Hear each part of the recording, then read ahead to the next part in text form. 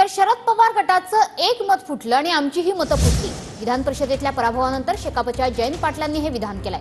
विधान परिषद निवडणुकीत मोठ्या प्रमाणात घोडेबाजार झाला।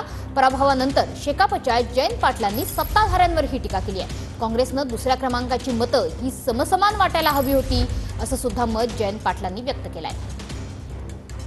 मी राष्ट्रवादीच्या 12 मतावर उभा होतो, त्यातलं एक मत फुटलं।